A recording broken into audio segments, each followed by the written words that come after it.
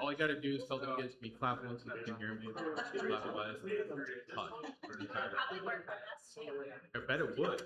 For all the teachers would do that. All right. So this is an odd lesson. Very odd. If you're married, it might not be for you. I think all the singles should be on the front row. Everyone who's single. Look at you. You're like, I'm on the back. I'm like in the back. All right. Yeah, that's. All right. So this is So this lesson is a little interesting because some of it is not going to be even for you today, right? But we're talking about relationships. So I knew that all the lessons would not be for every individual, but it's going to be really good for everyone to hear. So you may be having a child that is growing up, and this would be a great conversation for them to have, okay? You may have a grandchild, maybe an 8th grader. This is one of those things that he's going to start talking about. Good morning. And this is a great conversation, okay? So this is a very positive conversation, and I'm really looking forward to it. It's going to be a great conversation. It's going to be a good topic. The topic is how to fall in love without losing your mind, okay? I honestly wish that I had this. Not because I didn't marry the right person, but I wish I had some of this information when I was a lot younger, especially my college years. I didn't really date a whole lot in high school. I know this how could this not? But I didn't really date a whole lot in high school. It was at college that I really started like, hey. Well, that's good if you were in an all-boys school, you know what I'm saying. I was not. I just was not looked at all. I was an offensive lineman. I wish I had a picture of what I looked like in high school. I was the only white kid with a flat top. All right. I was a little bit bigger. I was never been real small, to be honest. So I'm an offensive lineman. I got glasses and a flat top. No one's dating me, right? So I thought it would look cool, and I believe for some reason the fluorescent pink sweatshirt was in at the time, and yeah, no dating. So. Should bring your flat top. No. No, I can't do it. I thought about it once, but no. All right. What does the Bible teach you about being in love? What does the Bible teach you about being in love? Give me a story, give me a passage of scripture, whatever it is. Being in love. Not about love, not God is love. Now, I didn't ask that. Being in love with another person within a relationship, what does the Bible teach? I'll start you off. Okay, Genesis chapter 29. In Genesis chapter 29, you have the story of Jacob. His mother has sent him away to find a wife, and he finds her. What is her name? The one he's actually in love with. Rachel, right? And so the father-in-law's name is Laban. And what is the contract that Laban makes with Jacob to get Rachel for his wife? 7 years of hard labor over rocks. Yes, you're right. No, it's just 7 years of labor. He works for him for 7 years. And what's the funny part of the story? It's not funny. He gets the proper older daughter. That's the way that works. Like, how did you ever, like, really? Like, yeah, I know what happens. Yeah, so he gets Leah, not Rachel. He has to work another 7 years. But did it feel like, the scripture tells us this, does it feel like 7 years? Why? What does it say? Are you there? Oh, okay. And it was like a moment, just went by very quickly. He was in love. 7 years goes by. Man, that's love, right? Okay. Let's look at a different story. Let's look at Judges chapter 16. In Judges chapter 16, you have a moron. His name is Samson. Everybody likes him. I don't. I have a hard time with Samson. But Samson falls in love with Delilah. Very good. She's an amazing person. She works with the schools. She's a second grade teacher, right? She's not one of the best in the bunch. Is she even a part of the tribes of Israel? She's a Gentile. Okay, on top of that, we called them Gentiles back then. They were a little different. But, so she's not even that. Tell me about that relationship between Samson and Delilah, was it a solid, positive relationship? Really quick, what do you think? What was it like? Very manipulative. Extremely. That's a fantastic word because it's going to come up today. Manipulative, extremely manipulative, right? The people are trying to figure out how to defeat Samson. They're using Delilah's. I don't know how he not figured it out, but whatever. So you find a lesson there about love and falling in love, right? Because didn't it say Samson loved her? Oh yeah, fell in love, but it's a trash relationship, right? Deceit, manipulation, all of that. Okay? Somebody read Song of Solomon. I know that's probably you don't know where that is because you probably never turned to it before. But go there, chapter 8, verse 6 and 7. Chapter 8, verse 6 and 7. Somebody gets there, tell me. Go ahead and read it for the family. Put me like Song put me like a seal over your heart, like a seal on your arm, for love is as strong as death. Jealousy is as severe as Sheol. Its flashes are flashes of fire, the very flame of the Lord. Many waters cannot quench love, nor will rivers overflow it. If a man were to give all the riches of his house for love, it would be utterly despised. Yeah, isn't that incredible? That's a beautiful picture of love, right? It's overwhelming. It's incredible. It's a wonderful thing to experience. All right, can you give me any other passage? I just gave you my 3. As I was talking about that, you probably been thinking any other passage was talking about falling in love. You have Amnon and Tamar. Go ahead. This is 2 Samuel 13. It talks about Amnon is son of David. He says that he's lovesick to Tamar. He pretends to be sick and wants Tamar to take care of him, and he rapes her. And then it says that he hated her more than Yeah. So that's a horrible relationship, right? Calls it love, but it's not actually love. Okay? Yeah. So I was dating a girl in college. Man, I thought she was the one. So we're together, and I'm looking at her, holding her hand. I'm looking in her eyes, and I said, "Man, I would love you." And she said, "No, you don't." And I was like, "What?" I thought I knew my feelings. She goes, "You don't love me. We've only been together for like a month and a half, 2 months. You don't even know what love is." I was like, "Oh." That was a hard moment, especially when you're that close. I thought I was gonna get this. Me too. And she was extremely smart about love, and I was extremely stupid about love. Right? There is a difference here. We're gonna look at smart love. I love what the Greeks say this. The Greeks say falling in love is like going insane. Right?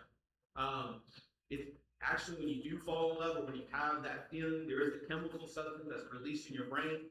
It brings excitement along with physical sensations such as lightheadedness, even shortness of breath. So when people say, "Oh, love at first sight," it's not love, but there is a chemical being released, and there's this moment when you're like, "Oh, yes, absolutely."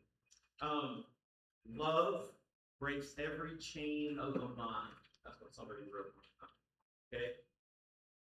The problem is that we need to use smart love instead of just the feeling of what we think love is and if we are in love or not, okay? Now, when we're going, I'm not going to say having emotions or anything like that is not a part of being in love, okay? But what we are going to talk about today is smart love. Am I in love? Am I not in love? I want to look at the relationship and what the class is really designed. I'll tell you what, this is one of the best discussions I had in my master's class. This was the one when everybody was talking. The professor did a fantastic job on this.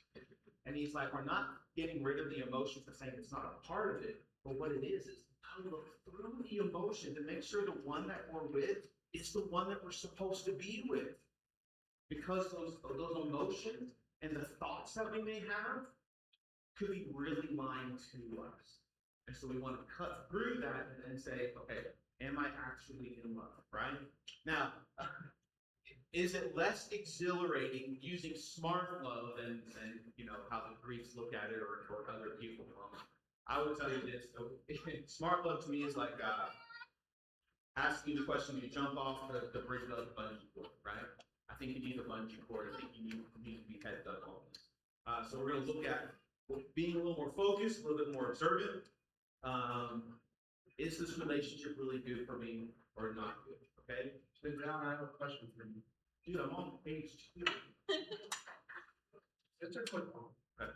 Based on your history and your knowledge, just give me a number.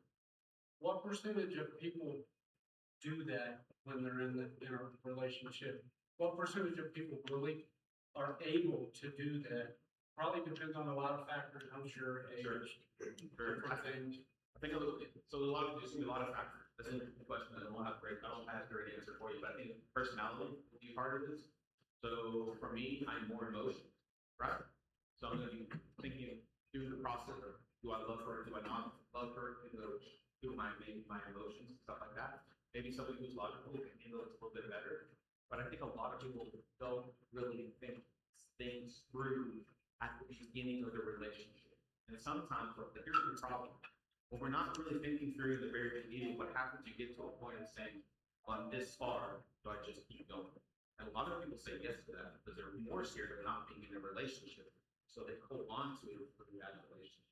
But they've been in that relationship because they haven't used their head. It also has to do with how many times you've been through the process.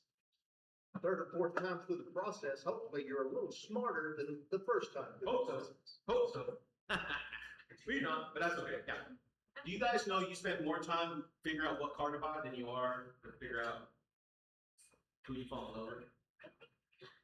You put more effort into what car am I going to buy. You do the research. You figure out the car, the engine, the interior, the fancy stuff. Where's my fancy? All the fancy stuff you need to have now. Those massage seats. Loving it now, right?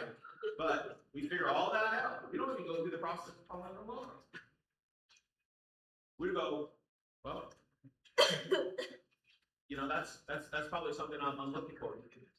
Funny study that they brought up in this book. 30 years ago, they had this group of kids, and they asked them, give me a list. These are college students, university students.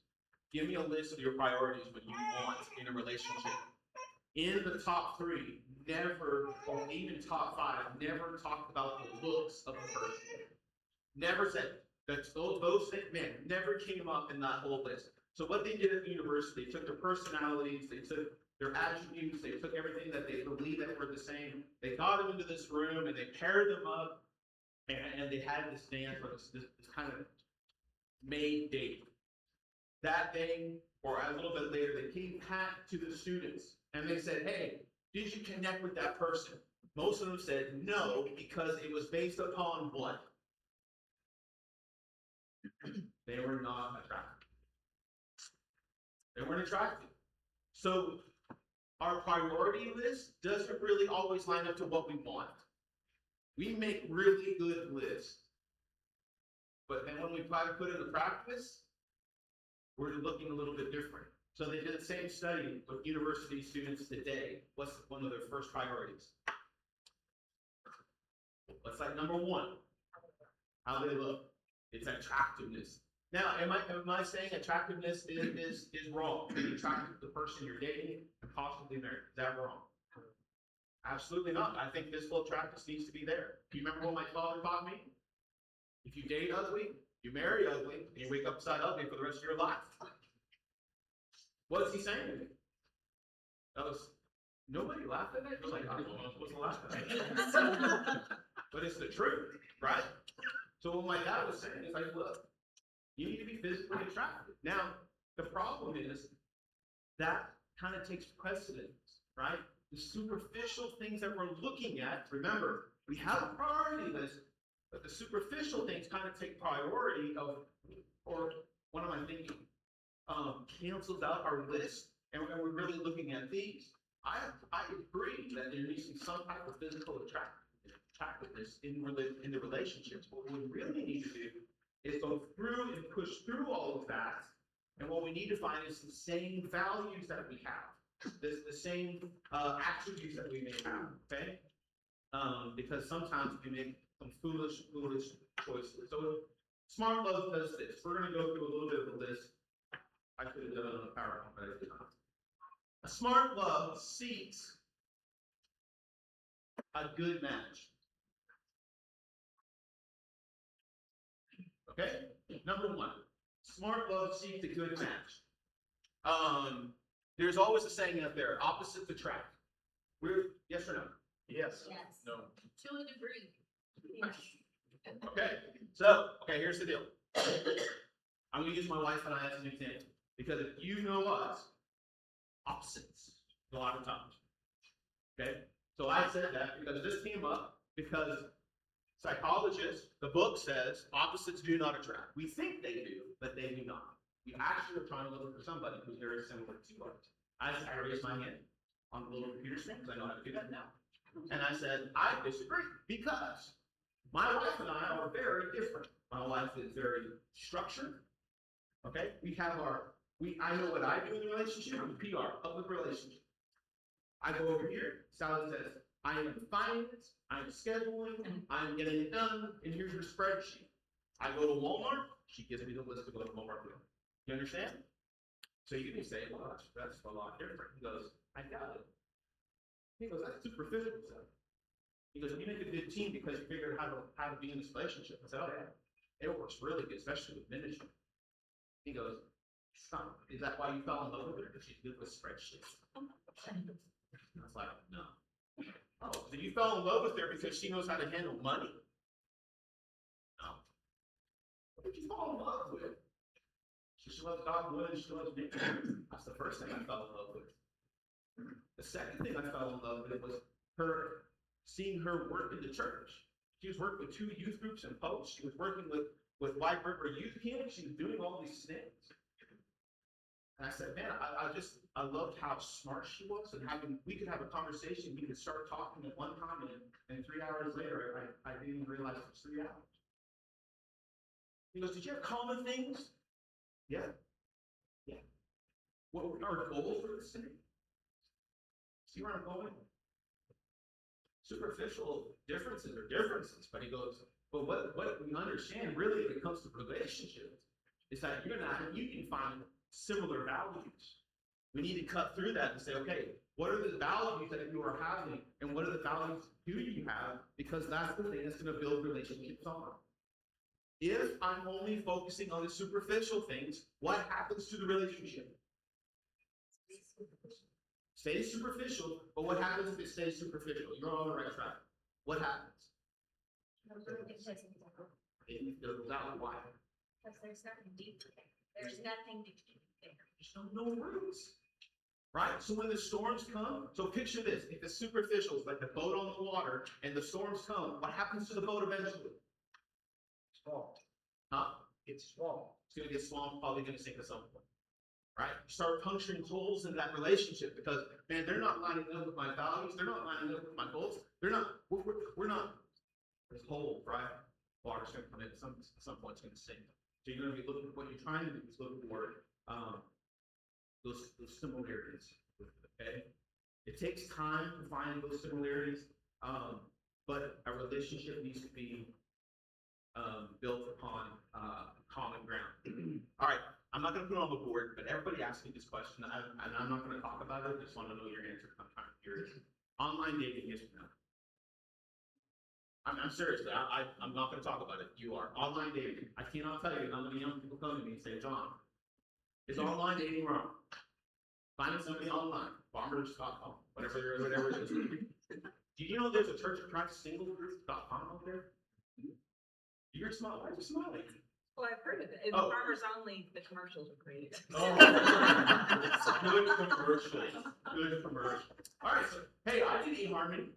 I didn't find this out, but I did eHarmony. So- Doesn't it just like make the introduction though, and then the Sure. rest is up to the people, so if it's just a way to like get started. There you go. So it's a good start. Good start. Anybody else? Brian and I are on year 23.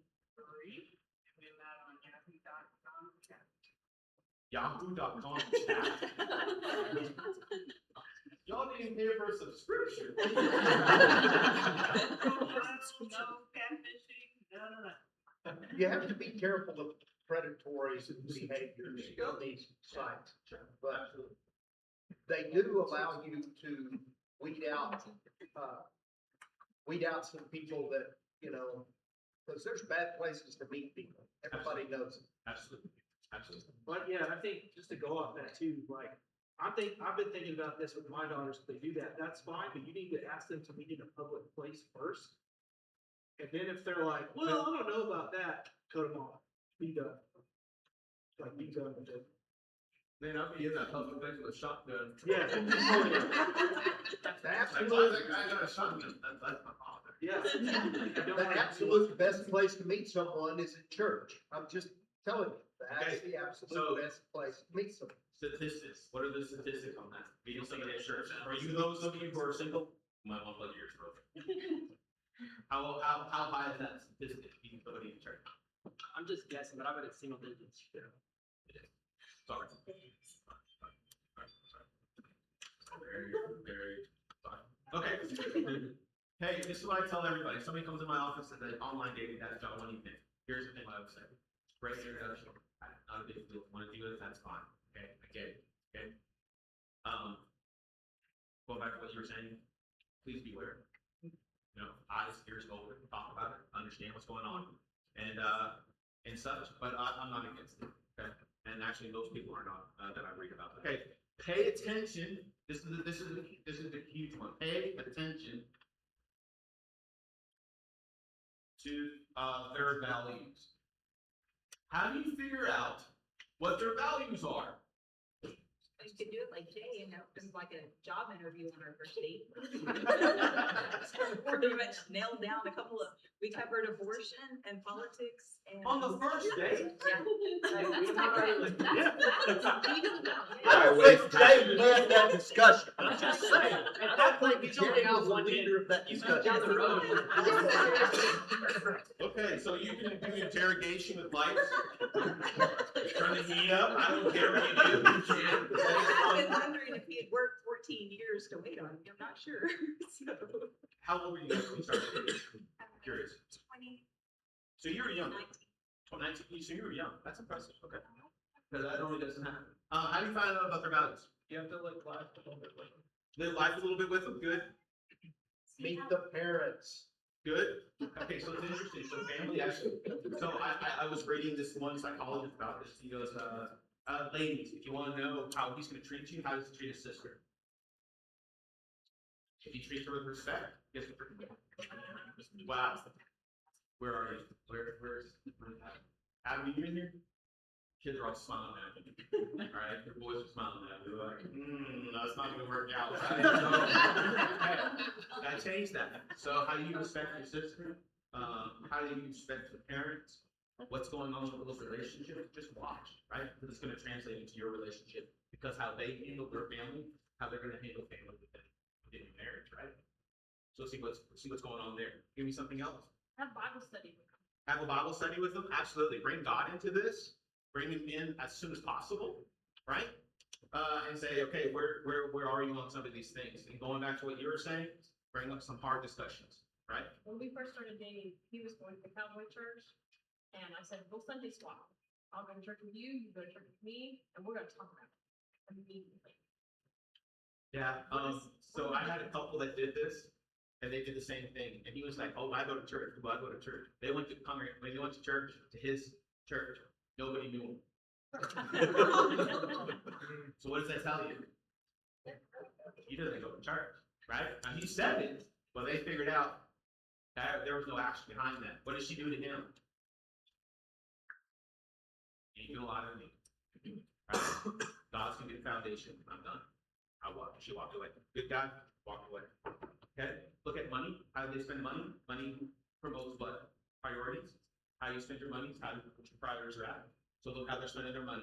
How do you communicate? Do they follow through on their promises? Are they reliable? Okay? And don't think it's not about how they're going to do this with you, because when you're dating, everything's going to be perfect. And they're going to go out of their way to be all these things for you. You need to stop and need to look about the people around them. How are they treating the people around them? Because eventually it's going to be how they're going to treat you. They can't hide it forever, right? To discover what they value, how they value people, what makes them laugh, what are they afraid of, their desires, how they spend their time. All of those things really demonstrate a lot, and you're going to see what their values are. With Sally and I, we were older. I was 9 and she was 28. I should know that because we're only a year apart. My bad. So we were at a different point because I had kids, right? And I was like, I don't have time to waste. I got 2 jobs, I got kids at home. So we started off pretty heavy. We were like, we talked on the phone, finally had our first date, and it was pretty tough discussion.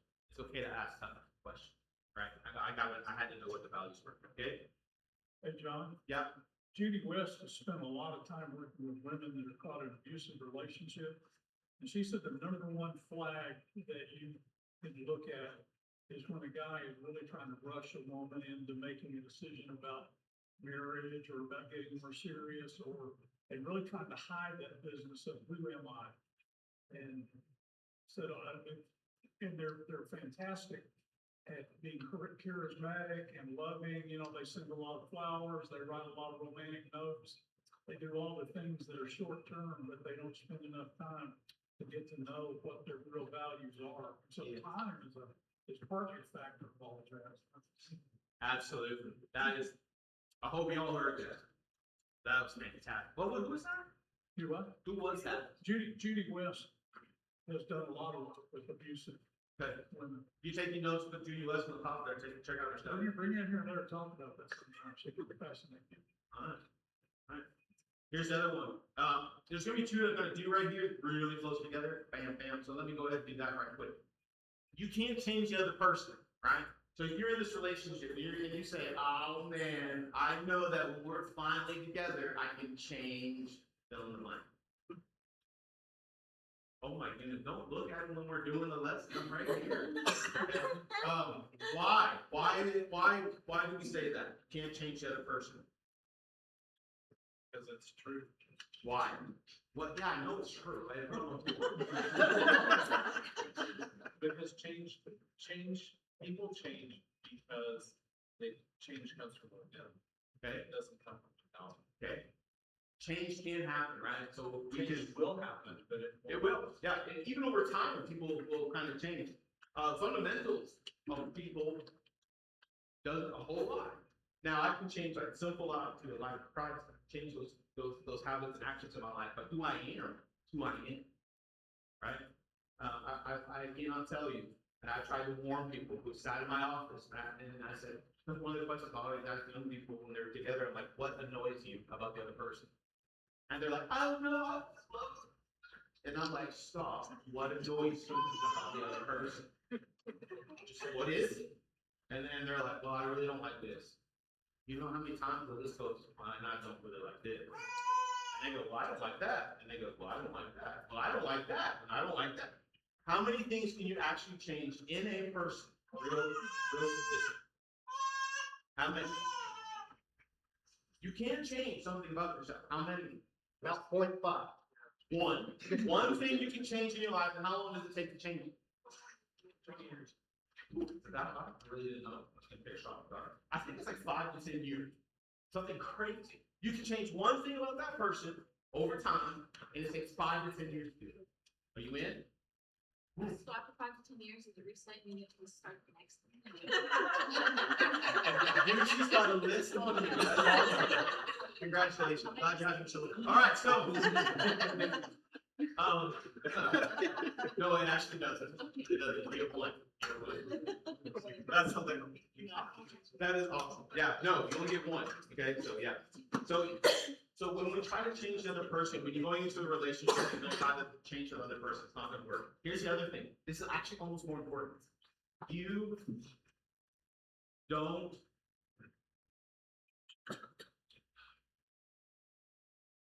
this is why I should do PowerPoint. Don't do this. Don't change yourself. Don't change yourself. This kind of goes hand in hand, in my opinion, but a lot of times I want you to be true to who you are. Okay? Be true to who you are. Okay? I cannot tell you how many people have come into my office and they're now married. They're married 3, 4, 5, 6 years, within that range, somewhere around there. Really around 6 and 7, and I think really kind of apart. Because The person did everything they could to deal with that individual. Guy or girl, either side. It's not just one side or the other. But again, they were like, hey, if that's what they want, then I'm gonna change. I'm gonna be interested in what they want. If that's what they like to do, then I'm gonna go do that. And they just make this whole list. They start trying to change themselves and try to be everything that their partner wants them to be. What's the danger in that? Can't hold up a facade for very long. Can't hold a facade very long. Go ahead, sorry. Burnout. Burnout. What do you mean by that? It goes together. Yeah, you're just constantly thinking about the other person, you don't have time for yourself. And so at some point, there's a breaking point, you're like, I can't do this anymore because it's so much work. And, now I do think you should focus on it, but, like having a common interest of like, oh wow, he really likes baseball. Well, you know, to be more with him, instead of me being like, I don't like baseball and I'll never like it, maybe you should watch a game or two or try to get a somewhat of a talking point because that will strengthen your relationship, but it's not changing yourself and it's not doing a bazillion things at once. It's picking and choosing a thing and it hopefully is a give and take in a relationship. Absolutely. So in our relationship, Val and I's relationship, she loves George Strait. We go to George Strait concert. I love it. Okay, is you guys there? Do I like this concert? Would I spend money on it? No. Does she want to go? Yep. Am I in? Yep. Texas Tech Stadium, there is no leg room. Okay, did you know that? If you didn't know that, if you want to go, don't go. All I don't know right. what you're talking about. There's plenty of like.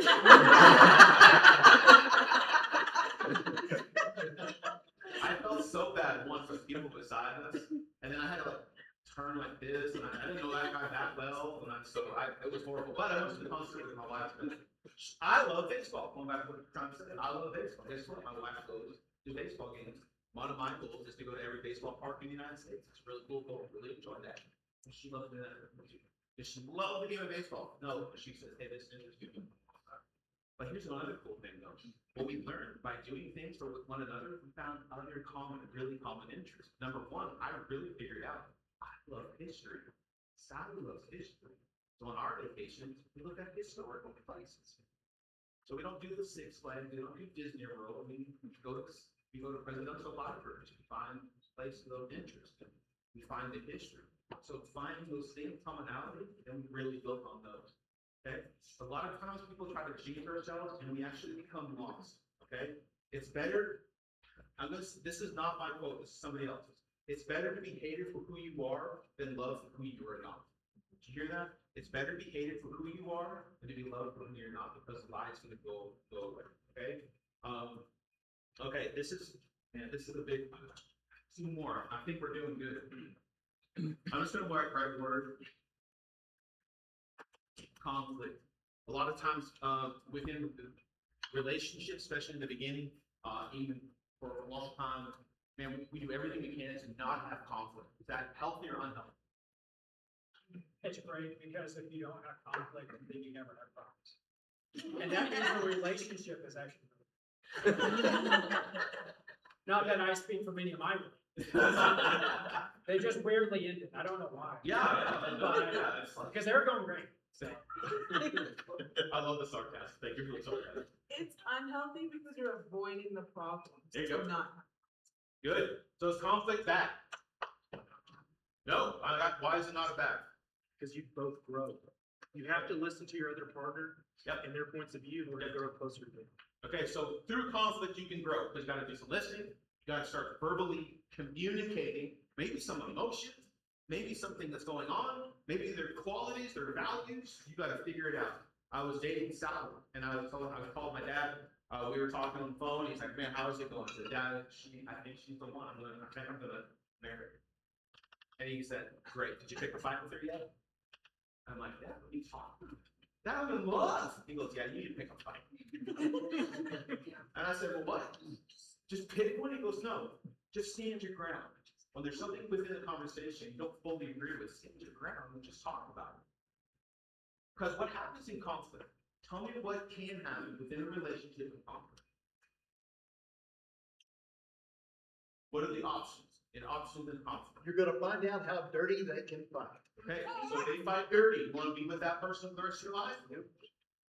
If they hold on to what you thought of, and you thought it was finished, 6 months down the road, there's another conflict, and he or she goes, well, do you remember? Do you want that person?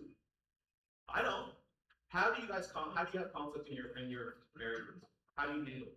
Do you talk about it right now? Sally and I, I'm out. We go away, and I clean the house, she does all the laundry, everything really gets done, so it's not bad having conflict right away. And then eventually we have to come back, but we need to be apart. Anybody else have to do something like that? Take a breather before they come back to bed? That happens. Some people have to talk about it right then. Okay? Conflict is actually, you're gonna see a lot of value, and you're gonna find out what's really going on through conflict. Conflict, going back to what he was saying, really demonstrates how much growth there can be. Conflict is not negative, it's extremely positive, it brings you together. And the more you work through it, the more you're able to communicate, and communication is huge within the relationship. Okay? One more thing, and then we are done.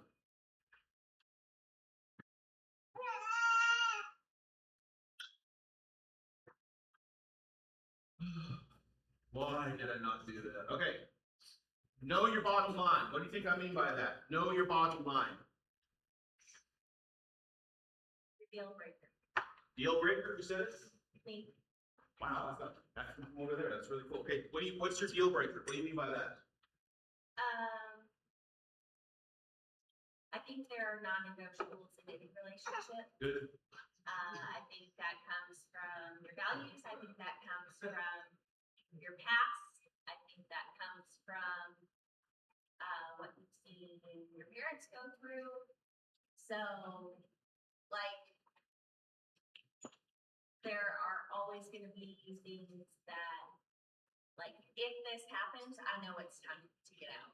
Okay. If this happens, I know this is not something that's working through. Right on the line. Right on the line. Okay.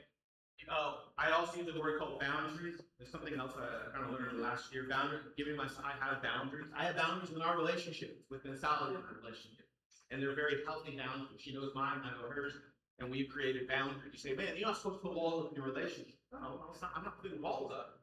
Sally just understands me. There are times when John used to be by himself, and I go and I literally go into another room in the house and I play a video game. I play Friday night with my brother Chris till 1 in the morning. Bad idea for John Page these days. But I needed that time.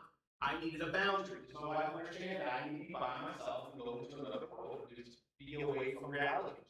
And get her boundaries. And it's very healthy.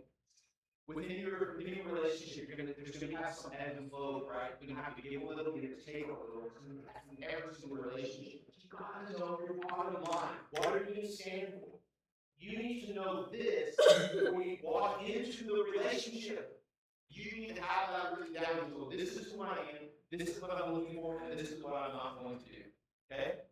One of the best boundaries, or the bottom line that I was with a young lady when I was in college. And things I felt was going great, but she gave me boundaries and the bottom line is saying, physically, this is as far as we're going to go. You will not cross this line. And I said, okay. Can I tell you something? That made our relationship so much better because I knew exactly. So in that relationship, there's nothing wrong with saying, we will not apply this. Nothing. Both directions, men and women. Okay? One of the best things that a young person, a person that is in a new relationship. Here's the thing, if you set boundaries, and you have a bottom line saying, I walk away from the relationship, understand that you might be wrong. Right? You might get to a point where you say, I'm out. And it's okay. Right? You're not gonna be alone forever. There is Barbara's.com. Okay. A relationship allows a relationship, a lot of people is better than no relationship at all. That's not just about being careful. Okay? So know your bottom line. This needs to be based on scripture with God and your relationship with God. Okay? Look, at the end here, just a couple things they said at the end of their book was this, is that love is fluid. It's not what you feel now, it's not going to be the same as you feel 6 months, a year, 19 years later. And I love with my wife. The answer is yes. It's the same love you had year 1, 2, 3. No. It's so much more. Because we have dove into our relationship and we know each other even more, and it's a lot different. Now, some of those emotions that I had back then, yeah, absolutely, still translate today, absolutely, yes. But that love is changing, people change, everything's fluid. Smart love understands the ebb and flow when it comes to relationships, okay? Smart love practices, though, being in love, and that's probably the thing I really want to take away is you're going to practice smart love all the time instead of relationship. Okay? I think we need to be done. That's first call last time, right? Second one? We're done. Okay. Questions, comments with that? I'll give you 30 seconds. 5 seconds. One of the marriage things we went to said, love is an action, not emotion. If your emotions change, but your actions need to back up. I love it. So love is an action, not an emotion. Actions first, right? I had someone on my desk that said, I'm not going to feel my way into my actions are going to help me feel. And it's on my desk. Because some of you make me really mad sometimes. I'm not like, I can't act.